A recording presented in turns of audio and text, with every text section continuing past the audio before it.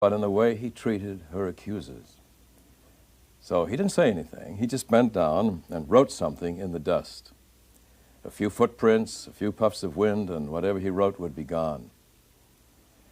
And when these men saw what he had written, one wonders what it was, they left one by one. I was going to ask there, what do you think was written in the sand? People often sort of want to speculate about that. Any ideas? Well, the tradition is that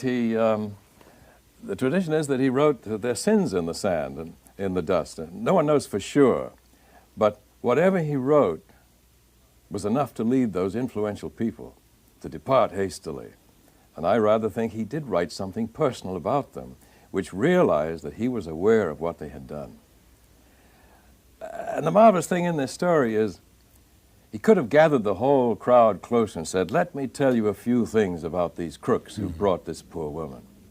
But he didn't want to humiliate her accusers either. See, even bad people are God's children. Sometimes we think of God's people as his good people. The rest belong to somebody else. But when you ask a parent how many children he has, he doesn't say, well, I have 3 today. Well, what about the other one? Well, he's not behaving today. We include all our children. All God's children, bad and good, are his children. God did not humiliate the accusers of this poor woman. And when they were all gone, neither did he humiliate her. He simply said, go home and be a better woman from now on.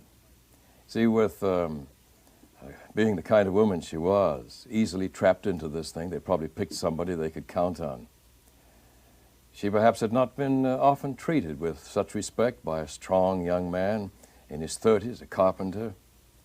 And Jesus tried to restore her self-respect and said, just go home and be a better girl from now on.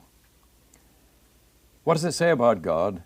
That Jesus would treat not only those accusers, but also the woman, both of them, all of them, in the same very gracious manner. God has no pleasure in embarrassing and humiliating his misbehaving children.